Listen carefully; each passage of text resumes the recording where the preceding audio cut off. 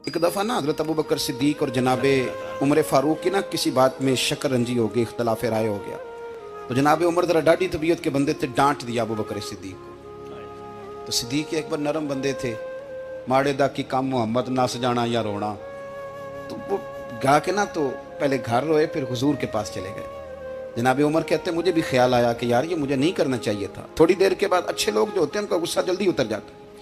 कहते मैंने जाके जनाबे सिद्दीक अकबर के दरवाजे पे दस्तक दी तो पता चला वो तो घर ही नहीं। मैं समझ गया, मैं डर गया, मेरी टांगे कांपने लगी। क्यों डर रहे हो उमर? फरमाने लगे इसलिए डर रहा हूं कि अबू बकर जब अपने घर नहीं होते तो दरवाजा रसूल पे होता। मैं सदके जा रहा हूं। सारी बात तो सुना दी होगी। फरमाते मैं नबी पाक की बारगाह में पहुंचा, सामने अबू बकर बैठे हैं, पुश्त मुबारक मेरे करीम रसूल की काबे की जानब, चेहरा सिद्दीक अकबर की जानिब, दोनों की गर्दनें झुकी हुई।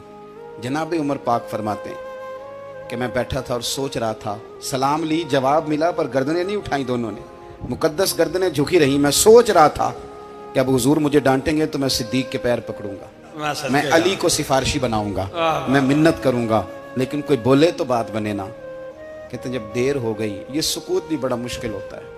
ओहो, अगर कभी वो चुप कर जाए तो ये भी बड़ा मसला है, महबूब भी चुप कर जाए। कहते मैं बड़ा परेशान हुआ, जब मेरा कलेजा मुंह को आया ना तो जनाबे उमर कहते मैं बोलने लगा तो आंसू मेरे पहले निकल गए।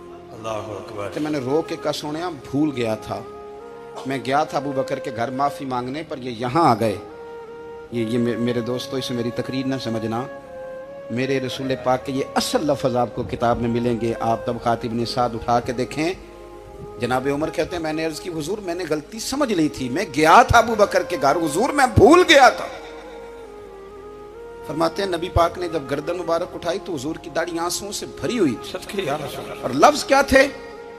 फरमाया उमर तुम मेरी खातर मेरे अबू बकर को माफ नहीं कर सकते थे?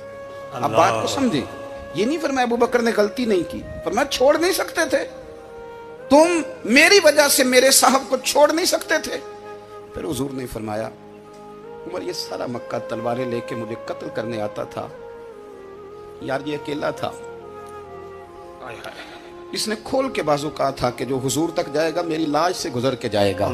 पर मैं दुनिया भूल जाती है, मुझे याद है अबू बकर सिद्दीक ने माल भी दिया, औलाद भी दी, मेरी खातर छोड़ नहीं सकते थे।